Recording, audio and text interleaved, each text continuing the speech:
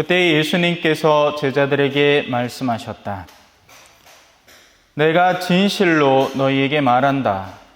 너희가 그리스도의 사람이기 때문에 너희에게 마실 물 한 잔이라도 주는 이는 자기가 받을 상을 결코 잃지 않을 것이다. 나를 믿는 이 작은 이들 가운데 하나라도 죄짓게 하는 자는 연자매를 목에 걸고 바다에 던져지는 편이 오히려 낫다. 너의 손이 너를 죄짓게 하거든 그것을 잘라버려라. 두 손을 가지고 지옥에 그 꺼지지 않는 불에 들어가는 것보다 불구자로 생명에 들어가는 편이 낫다. 너의 발이 너를 죄짓게 하거든 그것을 잘라버려라. 두 발을 가지고 지옥에 던져지는 것보다 절름발이로 생명에 들어가는 편이 낫다. 또 너의 눈이 너를 죄짓게 하거든 그것을 빼 던져버려라. 두 눈을 가지고 지옥에 던져지는 것보다 외눈박이로 하느님 나라에 들어가는 편이 낫다.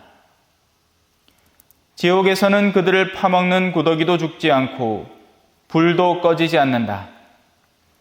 모두 불소금에 절여질 것이다. 소금은 좋은 것이다. 그러나 소금이 짠맛을 잃으면 무엇으로 그 맛을 내겠느냐? 너희는 마음의 소금을 간직하고 서로 평화롭게 지내라. 주님의 말씀입니다.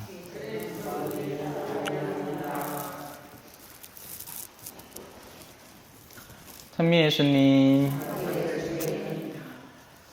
오늘 독서와 복음안을 통틀어서 우리가 주목해야 하는 부분은 바로 복음환호송입니다. 복음환호송에는 이렇게 되어 있습니다. 하느님의 말씀을 사람의 말로 받아들이지 말고 사실 그대로 하느님의 말씀으로 받아들여라. 사람들이 하는 말이 따로 있고 하느님께서 하시는 말씀이 따로 있습니다.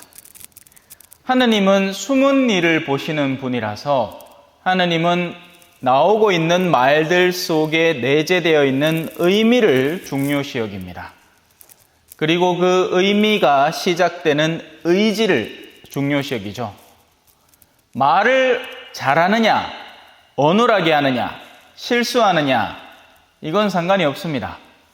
어떤 목적을 가지고 말하느냐, 어떤 의지를 가지고 말하느냐 하는 것이 훨씬 더 중요한 일입니다. 그래서 그걸 바탕으로 몇 가지를 살펴보면 가장 먼저 눈에 띄는 것은 예를 들어서 화답송의 마지막 부분입니다.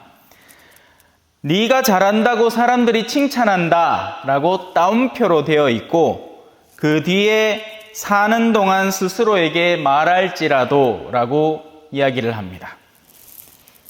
우리는 사람들의 칭찬을 갈구합니다. 칭찬을 당장 들으면 왜 책 중에 그런 책 제목도 있었죠. 칭찬은 고래도 춤추게 한다. 그 덩치 큰 고래가 하는데 칭찬 들으면 막 춤을 춘대. 그러니 이 말이라는 것이 얼마나 사람들에게 영향력을 주는지 우리는 무시할 수 없습니다. 그런데 사람들이 아무리 그렇게 누군가를 두둔하고 칭찬한다 하더라도 실제 그가 제대로 칭찬받는 영역은 사람들의 식별이 아니라 하느님의 본연의 식별로 칭찬을 받습니다. 하느님이 잘 산다 해야 그게 잘 사는 거지 사람들이 아무리 찬사를 던져주고 잘 산다고 칭송해봐야 의미가 없다는 것을 이해할 수 있죠. 그래서 오늘 일독서는 우리가 흔히 세상에서 얻고자 하는 소위 말하는 부귀영화의 본질을 애써 표현하려고 합니다. 부자들이여 그대들에게 닥쳐오는 재난을 생각하며 소리 높여 우십시오. 세상에서는 돈을 많이 벌고 그 많이 번 돈을 펑펑 쓰면서 지내는 것을 칭찬해 줍니다. 야, 저 사람 열심히 살았는갑다. 논이 1000평이라 하더라. 1000평. 야, 저 사람은 집이 40억이라 하더라. 40억. 그런데 오늘 일독서를 곰곰이 묵상해 보면 그 사람들이 큰일 났다는 것을 깨달을 수 있습니다. 왜? 그대들의 금과 은은 녹슬었으며 그 녹이 그대들을 고발하는 증거가 되고 불처럼 그대들의 살을 삼켜버릴 것입니다. 우리는 흔히 왜 지옥을 떠올리면 불을 생각하잖아요. 불, 그죠? 뜨거울 것 같잖아! 뜨거워! 가끔씩 지옥 체험이나 이 성인들의 증언들, 또 연옥에서 잠깐 나온 사람들, 이런 우리 교회 전승이라고 표현을 하죠. 그런 걸 보면 잠깐 나와서 땅을 디뎠는데 그 자리가 새카맣게 타들어가 있다. 뭐 이런 얘기를 자꾸 들으면서 지옥이 엄청 뜨거운가 보다라고 생각을 합니다. 멀리서 체험할 게 뭐 있겠습니까? 저 손가락 갖다 대면 될 거 아닙니까, 그죠? 얼마나 뜨겁겠노? 네. 하지만 다시 제가 오늘 강론을 시작하면서 말씀드린 첫 구절을 떠올려 봅시다. 하느님의 말씀을 사람의 말로 받아들이지 말고 사실 그대로 하느님의 말씀으로 받아들여라. 뜨거움이라는 것은 육체가 겪는 온도 차이에서 기인하는 뜨거움, 그걸 얘기하려는 게 아닙니다. 뭐가 진짜 뜨거우냐? 증오에 사로잡힌 사람의 영혼이 가장 뜨겁습니다. 그래서 그 영적 뜨거움이 오죽하면 누군가를 정말로 미워하다 보면 몸에 열이 막 나죠. 그게 육체화되는 거예요. 하지만 그 시작점은 어디에 있다? 이미 내면에 있습니다. 모든 부자가 욕먹는 게 아닙니다. 부자 중에는 성실하게 자기 일을 책임져 가면서 일을 하다 보니 자연스럽게 재화가 모여든 사람이 있고, 그런 사람은 절대 자기 수중에 있는 것을 제 것이라 여기지 않습니다. 잠깐 맡겨져 있는 것이라고 여기기 때문에 그들이 하려는 일은 그것을 통해서 더 뜻깊고 좋은 일을 하려고 합니다. 하지만 이런 종류의 부자는 몇 퍼센트나 될까요? 0.0000001% 될까 말까입니다. 그럼 나머지는 다 뭐죠? 미친 듯이 끌어모으려고 하고, 다른 이의 목까지, 우리 놀부심보 알죠? 내 거는 내 거, 네 것도 내 거. 이게 놀부심보잖아요. 그죠? 흔히 재화를 가지려고 애를 쓰는 사람은 자기 것만 땀 흘려 벌어서는 그렇게 못 가집니다. 흔히 타인의 몫을 점령해서 자기 몫으로 가지고 있고, 타인들이 고통받건 부족하건 말건 자기에게는 아무 상관없습니다. 지 새끼나 아프면 돌볼 줄 알까? 진짜 나쁜 사람은 자기 새끼도 안 돌봅니다. 집비 몰라요, 집비. 하지만 암만 악한 부자라도 자기 새끼 정도는 돌봅니다. 그건 동물적 본성이기 때문에 그렇고, 대를 이어야 되고 훗날에 자기를 돌봐줄 사람 누구 하나는 있어야 되니까 이 보험적으로 그렇게 하는 거지, 실제 정말 사랑해서 그렇게 하는 건 아닙니다. 또 재밌어요, 그런 거 보면. 자, 보십시오. 그대들의 밭에서 곡식을 벤 일꾼들에게 주지 않고 가로챈 품삯이 소리를 지르고 있습니다. 제가 가끔씩 본당에서 강론을 하면서 피의 돈, 교리를 가르칠 때도 가르쳤지만, 우리가 돈을 벌 때 내가 땀 흘려 번 돈은 바람직한 이 정당한 보상입니다. 맞잖아요, 그죠? 내가 하루 이렇게 땀 흘려 일해서 그날 하루에 일당을 받았어요. 이건 좋은 일이에요. 하느님도 사랑하시는 일입니다. 땀 흘려 번 것으로 즐겁게 살아라. 좋은 일이에요. 그런데 우리가 흔히 돈을 축적하고 모아들이는 방법은, 예를 들어서 요즘 이제 이 근처에 외국인 노동자들이 엄청 많잖아요. 그러면 그 사람들에게 정당한 몫을 안 주고 벌금을 내는 게 더 싸다는 계산이 나오면, 못된 주인 같은 경우에는 그 사람들을 쫓아내버리고 벌금 몇 푼 내고 남은 돈을 자기가 꿀꺽합니다. 자, 그럼 돈을 벌었죠. 돈을 번 걸까요? 돈은 번 게 맞습니다만 실제로는 번 게 아니라 그 돈들이 곡식을 거두어들인 일꾼들의 아우성이 만군의 주님 귀에 들어가게 됩니다. 그들에게서 가로챈 품삯이 소리를 지르고 있기 때문에 그렇죠. 하느님의 말씀을 그대로 받아들이는 사람은 하느님의 말씀을 기반으로 해서 이 세상을 균형 있게 살아갑니다. 하지만 하느님의 말씀이 들리지 않는 사람은 사람들의 찬사가 우선되기 때문에 지는 쥐뿔도 없어도 남들에게 보이기 위해서 허영심에 가득 찬 물건들을 소비하면서 나는 이번에 크루즈 여행 갔다 왔지를. 요 백은 아이고 내가 우리 사오한테 사오지 말라 해도 이거 공항에서 300만 원 주고 안 사왔나? 무슨 말인지 알겠죠? 사람들의 찬사를 듣기 위해서는 자신의 주제에 넘는 허영을 불러일으켜야 하고 그런 것들은 하느님의 눈에 보시기에 옳지 않다, 나쁜 일이 된다는 것입니다. 자, 이제 복음을 조금만 살펴보고 마무리를 지읍시다.